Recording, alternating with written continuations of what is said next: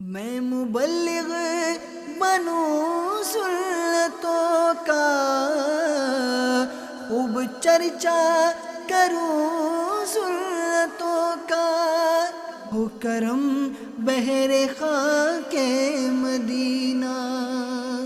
الحمدللہ رب العالمین والصلاة والسلام علی سید المرسلین، اما بعد فاعوذ باللہ من الشیطان الرجیم، بسم اللہ الرحمن الرحیم۔ پڑھیے الصلاة والسلام علیک یا رسول اللہ، مل کر پڑھیں درود پاک۔ الصلاة والسلام علیک یا حبیب اللہ، الصلاة والسلام علیک یا نبی اللہ، وعلی آلک واصحابک یا نور اللہ۔ میرے پیارے اور محترم اسلامی بھائیوں اور مدنی چینل کے ناظرین، درود پاک پڑھنے کے بے شمار فضائل و برکات ہیں، بہت ساری احادیث درود پاک کے فضائل میں ملتی ہیں۔ مصطفیٰ جان رحمت، شمع بزم ہدایت، نوشہ بزم جنت، پے کرے جود و سخاوت، منبع علم و حکمت، صلی اللہ تعالیٰ علیہ وسلم کا فرمان عالی شان ہے کہ تم اپنی مجلسوں کو مجھ پر درود پاک پڑھ کر آراستہ کیا کرو کہ تمہارا مجھ پر درود پاک پڑھنا کل بروز قیامت تمہارے لیے نور ہوگا۔ تو آئیے اپنی اس محفل کو، اپنے اس اجتماع کو بھی مزین کر لیتے ہیں، آراستہ کر لیتے ہیں، محبت کے ساتھ مدینے والے آقا صلی اللہ تعالیٰ علیہ وسلم کی ذات والا تبار پر درود و سلام کا نذرانہ پیش کر لیجئے۔ صلو علی الحبیب صلی اللہ تعالی علی محمد صلی اللہ علیہ وسلم۔ پیارے اسلامی بھائیوں، حج ایک ایسا مبارک سفر ہے کہ جو حج پر جاتا ہے وہ زندگی پر اس سفر کو یاد رکھتا ہے، اور کیوں نہ یاد رکھے، یہ محبتوں، عقیدتوں، عنایتوں، رحمتوں اور مغفرتوں کا سفر ہے۔ خوش نصیب حاجی اس میں کعبہ دیکھتا ہے، خوش نصیب حاجی اس میں مینا اور عرفات کی مبارک لمحات وہاں گزارتا ہے، اور پھر اس کی قسمت کا ستارہ چمک اٹھتا ہے کہ وہ شہنشاہ کونین صلی اللہ تعالیٰ علیہ وسلم کے دربار میں مدینہ طیبہ بھی پہنچ جاتا ہے۔ بہت سارے فضائل ہیں، بہت ساری برکتیں ہیں اس سفر کے بارے میں۔ میرے شیخ طریقت امیر اہل سنت اپنی مایہ ناز تصنیف رفیق الحرمین میں حج کے جو فضائل ہیں اس کے متعلق چند احادیث کا نقل فرماتے ہیں۔ سنتے جائیے اور جھومتے جائیے کہ یہ کتنا مبارک سفر ہے۔ اللہ تبارک و تعالی قرآن مجید فرقان حمید میں ارشاد فرماتا ہے، وَأَتِمُّ الْحَجَّ وَالْعُمْرَةَ لِلَّهِ، حج اور عمرہ کو اللہ عز و جل کے لیے پورا کرو۔ تاجدار مدینہ سرور قلب و سینہ صلی اللہ تعالیٰ علیہ وسلم کا فرمان ہے، بخاری شریف میں یہ حدیث پاک موجود ہے، جس نے حج کیا اور رفث یعنی فحش کلام، بری بات نہ کی، اور فسق نہ کیا یعنی گناہ نہ کیا، تو گناہوں سے پاک ہو کر ایسا لوٹا جیسے اس دن کے ماں کے پیٹ سے پیدا ہوا، یعنی اس کے سارے گناہ معاف کر دیے جاتے ہیں۔ ایک اور جگہ میرے آقا مدینے والے مصطفیٰ صلی اللہ تعالیٰ علیہ وسلم فرماتے ہیں، حاجی اپنے گھر والوں میں سے 400 کی شفاعت کرے گا اور گناہوں سے ایسا نکل جائے گا جیسے اس دن کے ماں کے پیٹ سے پیدا ہوا ہو۔ اللہ اللہ، کتنا خوش نصیب ہے حاجی، اور اللہ تعالیٰ کرم فرمائے اور ہمت دے تو میرے پیارے اسلامی بھائیوں پیدل حج کیجئے گا، کہ پیدل حج کی ترغیب دلاتے ہوئے میرے آقا مدینے والے مصطفیٰ صلی اللہ تعالیٰ علیہ وسلم فرماتے ہیں، جو مکہ مکرمہ سے پیدل حج کو جائے یہاں تک کہ مکہ پاک واپس آئے، اس کے لیے ہر قدم پر 700 نیکیاں حرم کی نیکیوں کی مثل لکھی جائیں گی۔ عرض کیا گیا حضور حرم کی نیکیوں کی مثل اس سے مراد کیا ہے؟ فرمایا ہر نیکی لاکھ لاکھ نیکی کے برابر ہے۔ اب 700 کو 100,000 سے 1,00,000 سے ملٹیپلائی کریں تو رزلٹ کیا آئے گا کہ ہر قدم پر 7 کروڑ نیکیاں عطا کی جائیں گی۔ اللہ تعالیٰ آپ کو صحت و عافیت دے تو مکہ پاک سے لاکھوں لوگ پیدل حج کو جاتے ہیں، تھوڑی واک ضرور ہے مگر یہ چلنا کتنا مبارک ہے، ہر قدم پر 7 کروڑ نیکیاں۔ تو مدینہ۔ اسی طرح میرے پیارے اور محترم اسلامی بھائیوں، ایک اور بڑی پیاری روایت، لوگ بعض اوقات بیماری سے گھبراتے ہیں، سفر کی پریشانی سے گھبراتے ہیں۔ میرے آقا مدینے والے مصطفیٰ صلی اللہ تعالیٰ علیہ وسلم فرماتے ہیں، سیدنا ابو ہریرہ رضی اللہ تعالیٰ عنہ راوی ہیں، کہ جو حج کے ارادے سے چلا اور راہ میں فوت ہو گیا تو اب قیامت تک اس کے لیے حج کا ثواب لکھا جاتا رہے گا، اور جو عمرے کی نیت سے نکلا اور راہ میں اسے موت آ گئی تو اس کے لیے تا قیامت عمرہ کا ثواب لکھا جاتا رہے گا۔ اس قدر فضیلت ہے اس سفر کی۔ دنیا میں آپ نے بڑے سفر کیے ہوں گے، بڑے ٹریول کیے ہوں گے، مگر کہیں آپ کو قدم قدم پر نیکی کا ثواب آپ نے نہیں پڑھا ہوگا، مگر یہ وہ سفر ہے جس میں مغفرت کا وعدہ ہے۔ عرفات کے میدان میں جو پہنچا، احرام کی حالت میں اس کی بخشش، اس کے گناہ معاف کر دیے جائیں گے۔ اور مزدلفہ کی رات، علماء فرماتے ہیں یہ حاجی کے حق میں، اور بعض علماء فرماتے ہیں تمام مسلمانوں کے لیے وہ رات شب قدر سے بھی افضل رات ہے۔ یعنی یہ رات اتنی مبارک ہے کہ حاجی جب مزدلفہ میں رات گزارتا ہے تو یہ شب قدر سے افضل رات ہے۔ اتنا مبارک یہ سفر ہے۔ اور پھر مدینہ طیبہ کی تو کیا ہی بات ہے، جو مدینے پہنچ جائے، اللہ اللہ، میرے آقا مدینے والے مصطفیٰ صلی اللہ تعالیٰ علیہ وسلم فرماتے، من زار قبری وجبت لہو شفاعتی، جس نے میرے روضے کی زیارت کی اس پر میری شفاعت واجب ہو گئی۔ تو ایسا مبارک سفر، کہیں رحمتیں مل رہی ہیں، کہیں مغفرتیں مل رہی ہیں، کہیں گناہ معاف ہو رہے ہیں، کہیں شفاعت کا وعدہ ہے۔ تو اس سفر کو جبھی تو ساری دنیا میں موجود مسلمان تڑپتے ہیں۔ تو اے حاجیوں، آپ کو مبارک ہو۔ اور اگر ہم میں سے کوئی ایسا یہاں بیٹھا ہے یا مدنی چینل کے ناظرین میں سے کوئی سن رہا ہے کہ جس کے پاس استطاعت ہے، یعنی وہ قوت رکھتا ہے، مال و دولت ہے، اسباب ہیں، گھر والوں کو اتنا چھوڑ کر جا سکتا ہے کہ واپس آنے تک ان کا انتظام رہے، اور پھر بھی اس نے حج نہیں کیا، ایسے بھی لوگ ملتے ہیں، سالوں ہو جاتے ہیں حج نہیں کرتے۔ میرے آقا مدینے والے مصطفیٰ صلی اللہ تعالیٰ علیہ وسلم کی حدیث سنیے اور لرز جائیے۔ فرماتے جسے حج کرنے سے نہ ظاہری حاجت کی رکاوٹ ہو، اور نہ بادشاہ ظالم، اور نہ کوئی مرض جو روک دے، پھر بغیر حج کیے مر گیا تو چاہے یہودی ہو کر مرے یا نصرانی ہو کر۔ خدارا جب حج فرض ہو جائے، لوگ کہتے ہیں پہلے بچی کی شادی کر لوں، میرے ماں باپ میں سے کسی نے حج نہیں کیا ہے، میرے فلاں پرابلمز ہیں وہ ٹھیک ہو جائیں پھر حج کر لوں۔ میرے پیارے اسلامی بھائیوں، شرعی مسئلہ سن لیجئے کہ جس پر حج فرض ہو گیا، اگر اس کے ماں باپ نے حج نہیں کیا تو بھی حج اس نے ادا کرنا ہوگا۔ ہمارا کام اتنا زیادہ سوچنا نہیں ہے، اللہ تعالیٰ ان کی شادی کا بھی انتظام کر دے گا۔ جب حج فرض ہوا ہے تو پہلے اس فرض کو ادا کیجئے۔ تو میرے پیارے اور محترم اسلامی بھائیوں، چند فضائل میں نے حج کے بیان کی، اور حاجی کو اس سفر میں فضائل پر توجہ ضرور رکھنی چاہیے۔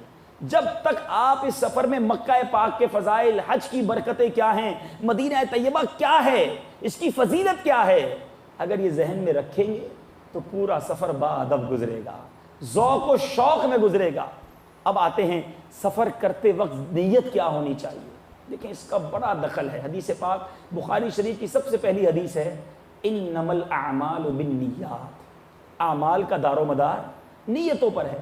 اب اگر حج کرتے وقت یہ نیت ہے کہ لوگ مجھے حاجی کہیں گے، میری بڑی واہ واہ ہوگی، جناب میرے رشتہ دار مجھے ملنے آئیں گے، ایئرپورٹ پر اتنے سارے لوگ چھوڑنے آئیں گے، پھر واپس آؤں گا تو مجھے ہار پہنائے جائیں گے، اپنے نام کے ساتھ اب میں حاجی لکھنا شروع کر دوں گا، اگر یہ انٹینشن ہے، یہ نیت ہے، تو یہ نیت اچھی نہیں ہے۔ لوگوں کو دکھانے کے لیے حج تھوڑی کرنا ہے۔ حج تو بندہ یہ سوچے کہ ایک مجرم ہے اپنی مغفرت کروانے بادشاہ کے دربار میں جا رہا ہے، تو پھر اس کے نخرے نہیں ہوتے ہیں، وہ کرو فر سے نہیں جاتا، وہ روتا لجاتا جھجکتا تڑپتا ہوا جاتا ہے۔ تو جاتے وقت یہ کیفیت ہو کہ بڑے گناہ ہیں، بڑی خطائیں ہیں، بڑی جناب نافرمانیاں ہیں، اور اب جا رہا ہوں اپنے رب کے دربار میں گناہوں کو معاف کروانے، معاف کروائے بغیر نہیں لوٹوں گا، مغفرت لیے بغیر نہیں آؤں گا، اور پھر لوگوں کو دکھانے کے لیے نہیں، اپنے رب کی رضا کے لیے حج کرنا چاہیے۔ اور علماء، امام غزالی بڑی پیاری بات لکھتے ہیں کہ جب احرام پہنے نا تو یہ نیت ہو کہ احرام پہنتے وقت انسان کے جسم سے سارے کپڑے اتر جاتے ہیں، احرام بھی بے سلا ہوتا ہے، احرام بھی سفید رنگ کا ہوتا ہے، اور بندہ جب دنیا سے جائے گا تب بھی کپڑے اتر جائیں گے، کفن پہنایا جائے گا، وہ بھی بے سلا ہوگا، وہ بھی سفید رنگ کا ہوگا۔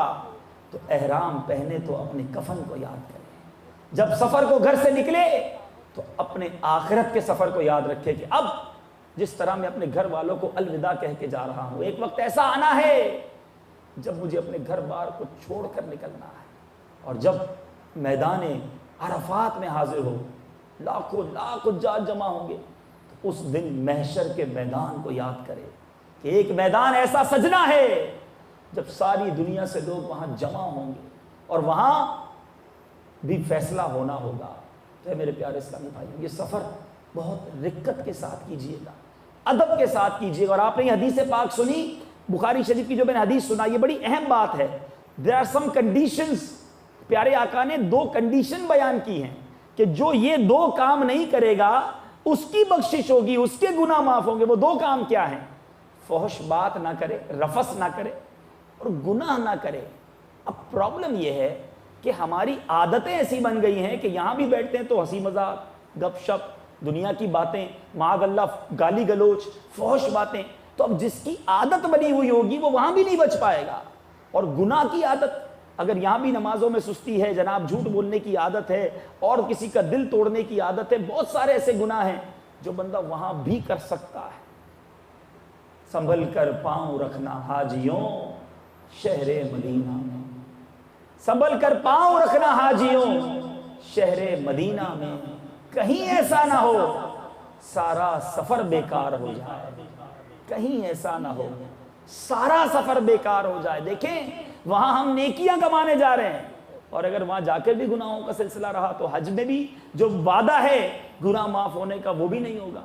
تو نیت کیجئے کہ گناہوں سے بچ کر عبادتیں کر کے، اس کے لیے بہتر طریقہ یہ یہی بندہ اچھی عادتیں اپنا لے، بری عادتوں کو یہیں سے چھوڑ دے، زبان کا قفل مدینہ لگا لے، کم سے کم گفتگو کرنے کی عادت ڈالیے۔ جتنا بولتا ہے اتنی غلطیاں بندہ کرتا ہے، کم بولے، درود پاک پڑھے، تلاوت کرے۔ میں آپ کو ایک ایگزامپل دیتا ہوں، مثال کے طور پہ کاروباری لوگ بیٹھے ہیں، جو جاب کرنے والے لوگ ہوتے ہیں، ان کو کوئی یہ اناؤنسمنٹ کر دے کہ بھائی 1 مہینے کی ایک اسکیم ہے، اور 1 مہینے تک جو کوئی جتنی بھی جاب کے جتنے بھی گھنٹے کام کرے گا اس کو اس کی سیلری کو 10 ٹائمز ملٹیپلائی کر دیا جائے گا۔ اگر 1 مہینے کے لیے یہ اناؤنسمنٹ کر دیا جائے پاکستان میں، تو مجھے بتائیے کہ جتنے کام کرنے والے ہیں، جاب کرنے والے، وہ کیا کریں گے؟ 16 16 17 17 18 18 گھنٹے کام کریں گے؟ نہیں بھائی، دوست کہیں گے چلو بھائی کھانے کے لیے آ جاؤ، کہیں گے نہیں کھانا بعد میں کھاؤں گا۔ یہ 1 مہینہ ملا ہے، جتنا کمانا ہے وہ 10 سے ملٹیپلائی کر دیا جائے گا۔ نہ فون کسی کا ہم سنیں گے، نہ کسی دعوت میں جانا ہے، نہ کسی جناب گھومنے پھرنے کی جگہ پر جانا ہے۔ گھر والوں کو بھی کہہ دیں گے تنگ مت کرنا، 1 مہینہ کام کرنے دو، کیونکہ بھائی 1 ہی مہینے کی بات ہے، پھر اس کے بعد گھوم پھر لیں گے، کھا پی لیں گے، کیونکہ 10 ٹائمز ملٹیپلائی ہو جائے گی جو ارننگ ہے۔ تو بتائیے درود پاک کتنے پڑھنے چاہیے، تلاوت کتنی کرنی چاہیے، طواف کتنا کرنا چاہیے، کیا وہاں فضول بات کرنی چاہیے؟ مدینہ طیبہ میں 1 نیکی 50,000 سے ملٹیپلائی کر دی جاتی ہے، لیکن وہاں بھی دیکھا ہے لوگ گپ شپ کر رہے ہوتے ہیں، گھوم پھر رہے ہوتے ہیں، شاپنگز کر رہے ہوتے ہیں۔ ارے یہ لمحے زندگی میں بار بار نہیں آتے، ہمیں نہیں پتا کہ پھر حاضری ہوگی کہ نہیں۔ جتنا وقت ہو وہ عبادت میں گزاریے، اللہ کی رضا والے کاموں میں گزاریے، اللہ تعالیٰ سے دعائیں کرتے ہوئے گزاریے۔ یہاں نہیں مانگیں گے تو کہاں مانگیں گے؟ اب آتے ہیں حج کے پروسیجر کی طرف۔ گھر سے چلنا ہے آپ نے، ضروری سامان لے لیجئے، جو اگر آپ کچھ دوائیں استعمال کرتے ہیں وہ دوائیں اپنے ساتھ لے لیجئے۔ وہاں نارملی کچھ دوائیں مشکل ہوتی ہیں ملنا، تو آپ کی جو ہیبیچول آپ کی ضرورت کی چیزیں ہیں وہ اپنے ساتھ لے لیجئے، لیکن بہت زیادہ سامان نہ لیجئے ورنہ آپ کو کچھ نہ کچھ پرابلم ہو سکتی ہے۔ اتنا سامان لیجئے جتنی آپ کی ضرورت ہے۔ ایک بات یہاں مزید عرض کروں گا کہ بیگ جو ہے نا اپنا، وہ ضرور مضبوط لیجئے گا۔ نارملی دیکھا یہ گیا کہ پہلے دوسرے دن ہی حاجی صاحب کا بیگ ٹوٹ جاتا ہے، اس کا بیلٹ نکل گیا، اس کا ہینڈل نکل گیا، اب وہ 40 دن بیچارہ اس کو اٹھائے گھوم رہا ہے۔ تو بیگ آپ کا مضبوط ہونا چاہیے، اور اگر ٹرالی والا بیگ لے لیں تو اس کی بہت، آپ ماشاءاللہ کئی لوگ ٹریول کرتے ہیں تو آپ کو اس چیزوں کا تو اندازہ ہے۔ لیکن میں ایک اور مشورہ یہ دوں گا کہ ایک اسکول بیگ ضرور لے لیں جو دونوں کاندھوں پر لٹک جاتا ہے۔ یہ آپ کو منی عرفات میں بہت کام آئے گا، کیونکہ نارملی جب بندہ ہاتھ میں بیگ اٹھاتا ہے نا تو وہ تھک جاتا ہے، اور جب کاندھوں پہ بیگ ہوتا ہے تو آپ کے دونوں ہاتھ فارغ ہوں گے چلنے کے لیے، تسبیح وغیرہ پڑھنے کے لیے، تو اپنے کاندھوں پر آپ اسکول بیگ ایک ساتھ لے جائیے، یہ آپ کو منی عرفات کے دنوں میں بڑا کام آئے گا۔ اسی طرح پیارے اسلامی بھائیوں، احرام یہ 2 ضرور لیجئے گا، 3 لے لیں ورنہ کم از کم 2 لیں، اور اس میں میرا مشورہ ہے کہ ایک تولیے کا احرام لے لیں اور ایک لٹھے کا احرام لے لیں۔ جو تہبند ہے نیچے باندھنے والا ہے وہ آپ لٹھے کا احرام باندھیں اور اوپر آپ تولیہ پہن لیں، اس سے فائدہ یہ ہوگا پسینہ وغیرہ بھی آپ کا ہوگا تو وہ خشک ہوتا رہے گا اور یہ بار بار سلپ نہیں ہوگا۔ اور اگر آپ نیچے تولیہ باندھیں گے تو پرابلم یہ ہو سکتی ہے کہ بعض اوقات بہت ہیوی ہو جاتا ہے، ریشز پڑ جاتے ہیں، تو نیچے لٹھے کا ہو، یہ آپ کو تجربے کی بات بتا رہا ہوں، اور اوپر آپ تولیے کا احرام لیں تو یہ آپ کے لیے کافی سفیشینٹ ہوگا۔ اب گھر سے چلنا ہے، احرام کے نفل پڑھ لیجئے، باقی جو دعائیں ہیں وہ پڑھ لیجئے۔ میں تھوڑا سا فاسٹ چلوں گا کیونکہ اگر ہم پورا حج کا طریقہ بتائیں تو اس کے لیے ہمیں 4-5 گھنٹے چاہیے، اور ظاہر اتنا وقت ہمارے پاس نہیں ہے، تو میں تھوڑا ریپڈ چلوں گا، لیکن آپ کو اس کی انشاءاللہ جو ضروری چیزیں وہ بتاتا جاؤں گا۔ رفیق الحرمین کتاب ہر اسلامی بھائی کے پاس ہونی چاہیے، بہت آسان اردو زبان میں امیر اہل سنت نے لکھی ہے، اس کی انگلش ٹرانسلیشن بھی ہو چکی ہے، سندھی ٹرانسلیشن بھی ہو چکی ہے، کتابیں موجود ہیں، انشاءاللہ ہم حاجیوں کو تقسیم بھی کریں گے، لیکن میری آپ سب سے گزارش ہے کہ آپ کم از کم اپنے ساتھ 12 کتابیں لے جائیں، وہاں حاجیوں کو بڑی ضرورت ہوتی ہے، آپ کسی کو تحفہ دے دیں گے، کوئی اس میں سے پڑھ لے گا، آپ کو ثواب مل جائے گا، تو کم از کم 12 کتابیں یہ اپنے ساتھ ہر حاجی، اگر آپ 4 حاجی جا رہے ہیں تو چاروں کے حساب سے 12 لے جائیں۔ اور میں آپ سے یہ گزارش ضرور کروں گا کہ یہ کچھ CDs ہیں جس پہ پریکٹیکل کر کے بتایا گیا ہے۔ دیکھیں اتنا بڑا ٹریول کر رہے ہیں، بعض لوگ 3-3 4-4 5-5 لاکھ روپے حج پہ صرف کرتے ہیں مگر ان کا حج درست نہیں ہوتا، اس کی وجہ اس کو اس بارے میں سیکھتے نہیں ہیں، تو کچھ گھنٹے دیجئے۔ یہ CDs ہیں، یہ بھی یہاں سے آپ کو مل جائیں گی، یہ CDs آپ عمرے کا طریقہ، حج کا طریقہ، مدینہ طیبہ کی حاضری، اور ایک بڑی پیاری ایک نئی DVD مکتبۃ المدینہ نے شائع کی ہے، عاشقان رسول کا حج، یہ وہیں کے مناظر ہیں، طواف کرتے ہوئے دکھایا گیا ہے، صفا مروہ اور بہت ساری منی عرفات کی باتیں ہیں، دعا عرفات میں کیسے مانگنی ہے، بڑی رکت انگیز یہ CDs ہیں، یہ کتابیں ہیں، یہ ضرور اپنے ساتھ رکھیے گا۔ تو اب چلتے ہیں کہ اب گھر سے چلنا ہے، یہاں ایک بہت بڑی مسٹیک حاجی کرتے ہیں۔ حاجی سے اگر جہاز میں پوچھیں کہ بھائی آپ کیا احرام میں کیا نیت کی ہے، تو وہ کہتے ہیں حج کی نیت کی ہے۔ تو اگر یاد رکھیں کہ کوئی گھر سے چلے اور حج کی نیت سے احرام باندھ لے، یعنی احرام باندھتے وقت حج کی نیت کر لے، تو وہ حج افراد ہو جائے گا، اور اب وہ حج ختم ہونے تک احرام نہیں اتار سکے گا۔ لوگوں کو پتہ ہی نہیں ہے کہ حج کی نیت کیا کرنی ہے، یہ مین چیز ہے۔ آپ یاد رکھیں حج کی 3 قسمیں ہیں، اگر ریپیٹ بھی کر دیں کتنی قسمیں ہیں؟ 3 قسمیں ہیں۔ پہلی حج کی قسم ہے حج قران، ٹھیک ہے، اس میں کیا ہوتا ہے، عمرہ اور حج یہ دونوں مرج ہو جاتا ہے، ان دونوں کو اگر ملا دیں تو یہ حج قران ہے، اور بعض علماء کے نزدیک حج قران افضل ہے۔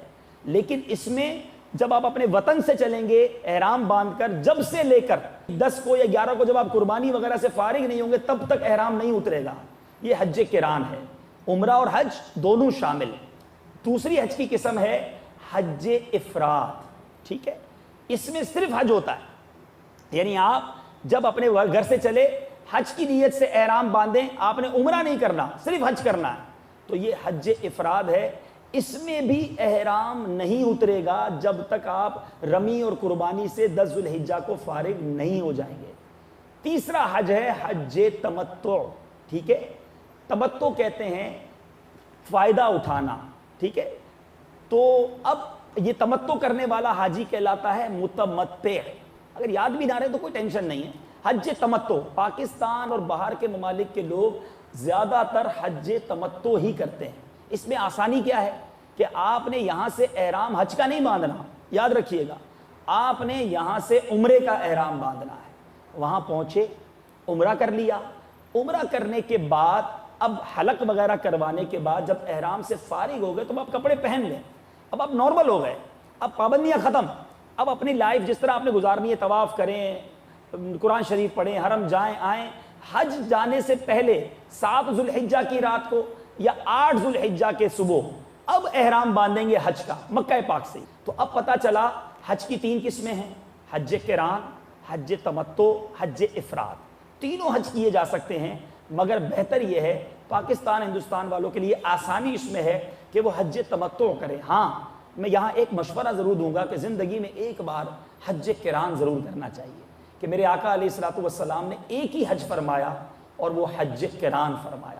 لیکن اس کے لیے ایک آسانی یہ کی جا سکتی ہے کہ اگر آپ کی ترکیب اس طرح کی ہو کہ آپ لاسٹ فلائٹ سے جائیں, حج آپ کی روانگی لاسٹ فلائٹ سے ہو, تو آخری 3-4 دن رہ جائیں گے, تو عمرہ بھی کر لیں, احرام نہ اتاریں, اور اب آپ حج کر لیں.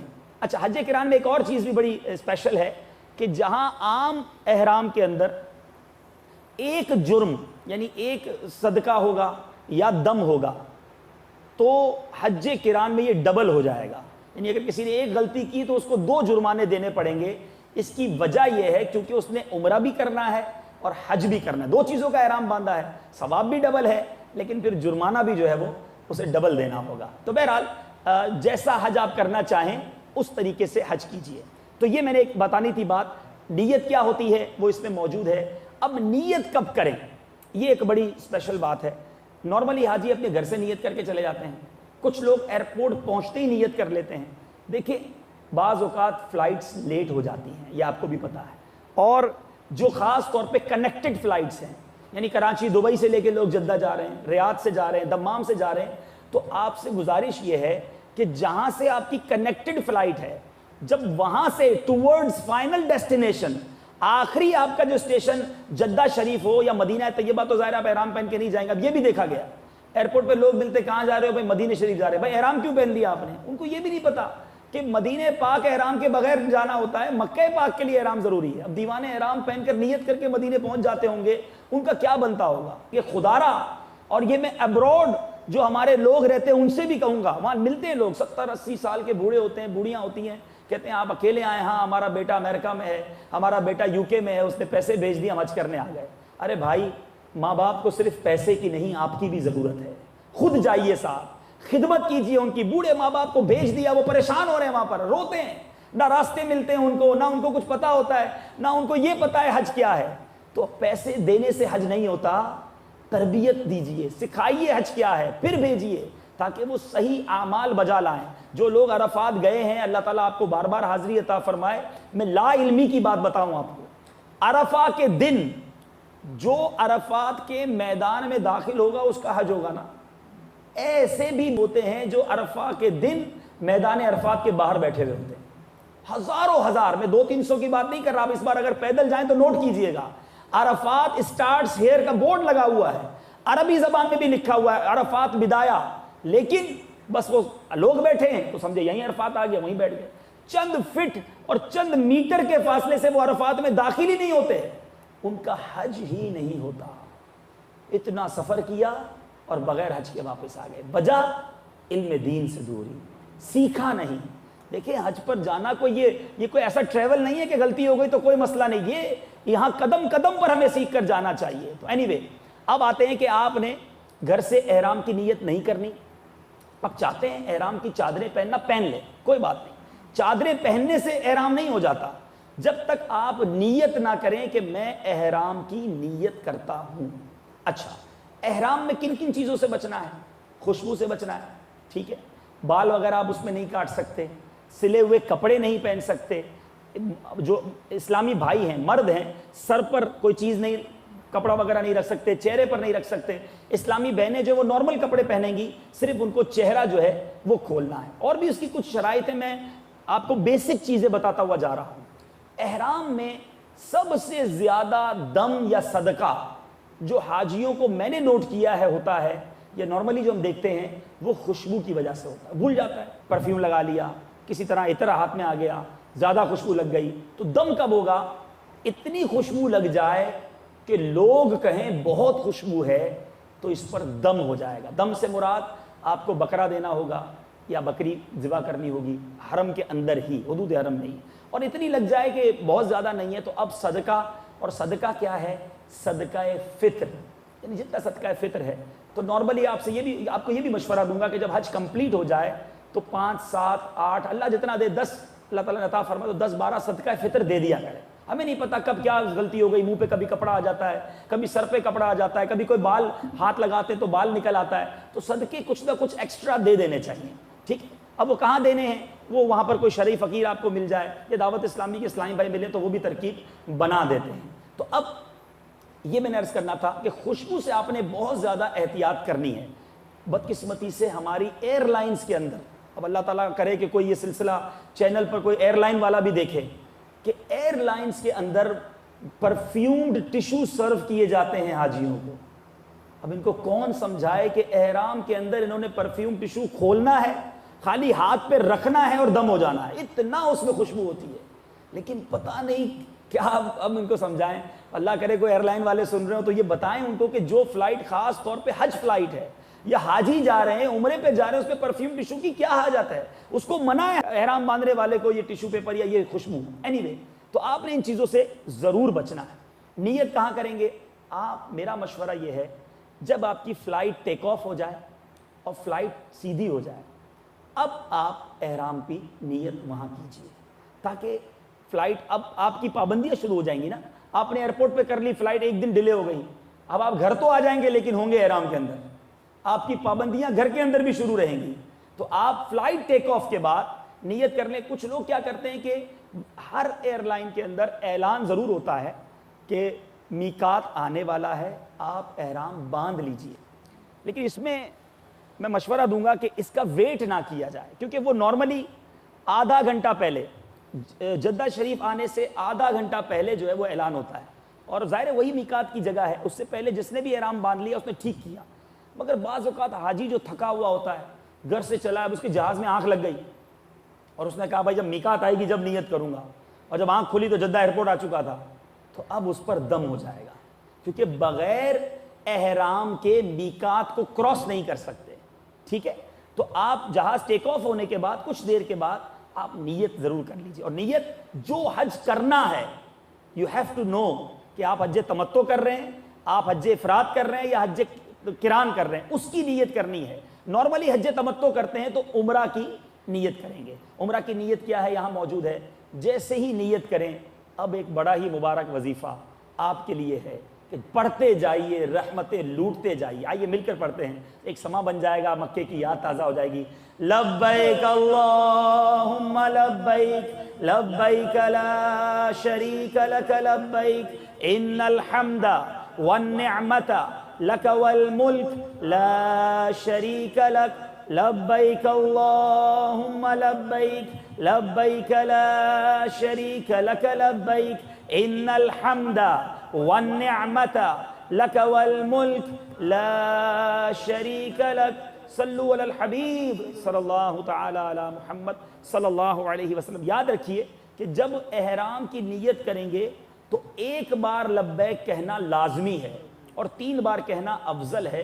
علماء فرماتے ہیں کہ حاجی کے لیے اب سب سے افضل وظیفہ ہی لبیک ہے. وہ پڑھتا رہے, چڑھتے اٹھتے بیٹھتے, سیڑھیاں چڑھے سیڑھیاں اترے, گاڑی میں بیٹھے سواری میں بیٹھے, پیدل چلے, بس لبیک پڑھتا رہے. اور میں آپ کو ایک مشورہ دوں گا کہ ایک تو لبیک جب بھی پڑھنی ہے 3 بار پڑھنی ہے, اور لبیک کے بعد فوراً جو دعا مانگی جائے گی وہ دعا قبول ہوتی ہے, تو پڑھتے رہیں.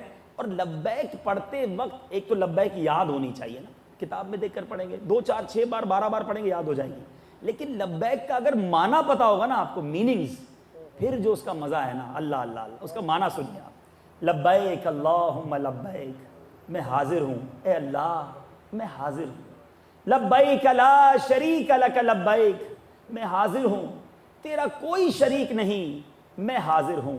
ان الحمد والنعمت, بے شک تمام خوبیاں اور نعمتیں تیرے لیے ہیں. لک والملک, اور تیرا ہی ملک بھی.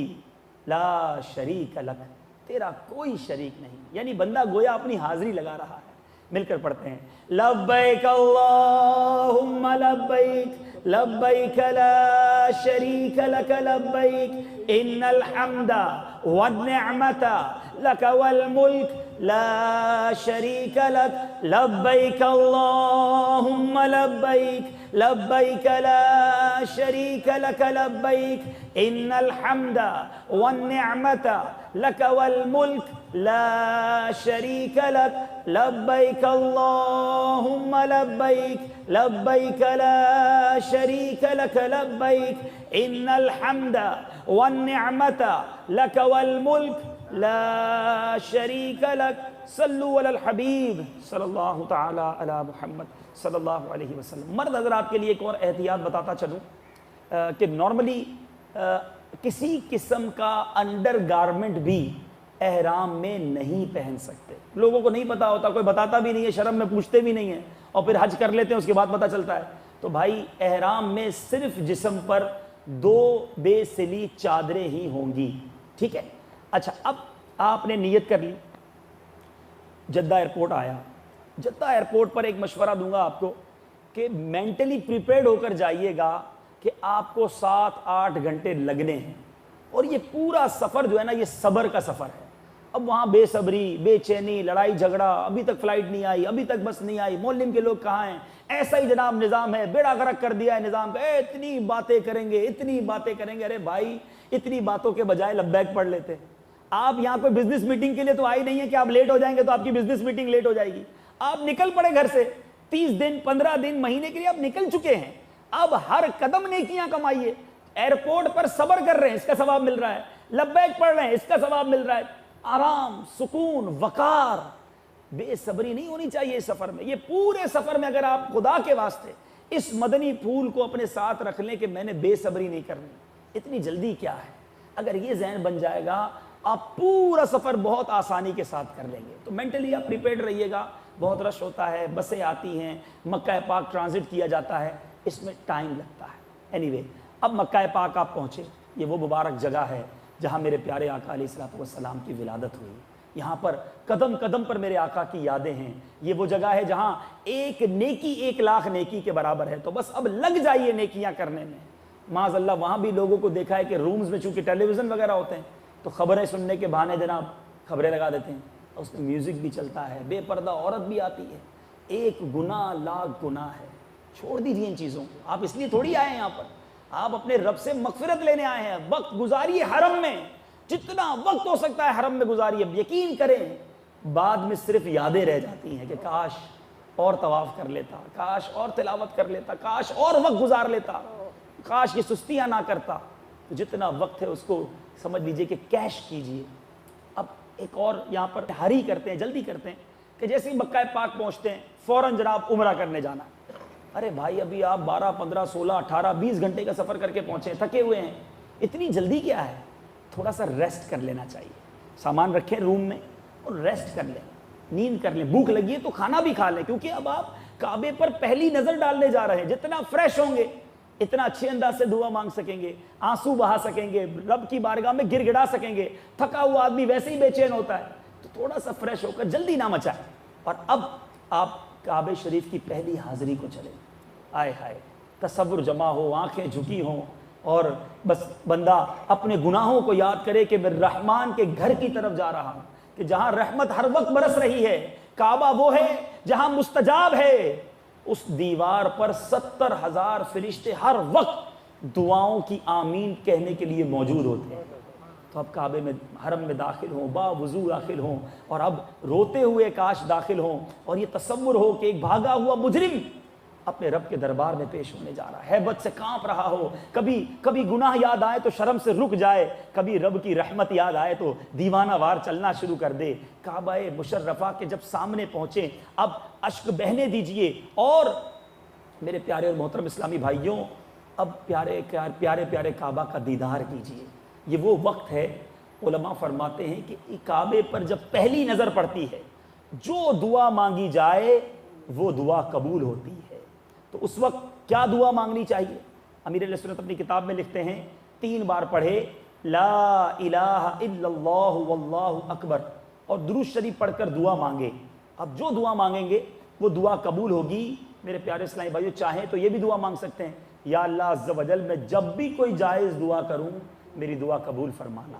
تو انشاءاللہ دعائیں قبول ہوتی رہیں گی. ہو سکے تو اعلیٰ حضرت کا وہ شعر اگر یاد ہو تو پڑھ لیجئے گا, اسی مفہوم کے مطابق ہے.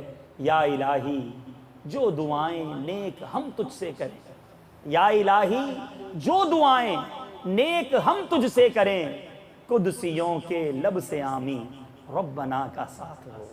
اللہ تعالیٰ ہمیں بار بار کعبے کی حاضری عطا فرمائے. اچھا, یہ جب کعبے پر نظر پڑے گی نا آپ کی, دوبارہ آپ حرم آئیں گے, دوبارہ نظر پڑے پھر دعا مانگیں, کھڑے ہو جائیں. یہاں نہیں مانگیں گے تو کام مانگیں گے, اپنے لیے مانگیں, اپنے والدین کے لیے مانگیں, مغفرت کے لیے مانگیں, جناب آخرت میں بے حساب مغفرت کے لیے مانگیں, اپنے وطن کے لیے دعا مانگیں. جتنا مانگنا ہے, جلدی نہیں کرنی ہے. مانگتے رہیے. ادعونی استجب لکم, یہ رب کا وعدہ ہے. ارے بندہ ہی دعا کرنے میں تھک جاتا ہے کہ بس 5 منٹ میں تھک گیا. میں نے وہی کہا تھا نا, تھوڑا آرام کر کے جائیں گے تو کھڑے ہو سکیں گے, مانگ سکیں گے, لوٹ سکیں گے نا. رحمتیں برس رہی ہیں, بس آنسوؤں کو بہنے دیجئے جی بھر کے. اور یہ ضروری نہیں کہ عربی زبان میں ہی مانگیں, ارے آپ اپنی مادری زبان میں مانگیں, کوئی مسئلہ نہیں. میرا رب سب کی بولیاں جانتا ہے, وہ دلوں کے حالات جانتا ہے. بس آنسوؤں کو بہنے دیجئے, گر گڑائیے. جس طرح ایک بچہ اپنے ماں باپ کے پاس آ کر روتا ہے, گر گڑاتا ہے, اپنی بات منوانے کے لجائیے, گر گڑائیے. جو بس دل کے جذبات ہیں کہہ لیجئے رب کی بارگاہ میں, انشاءاللہ ضرور کرم ہوگا. میں مبلغ بنوں سنتوں کا, خوب چرچا کروں سنتوں کا, ہو کرم بہر خاک مدینہ.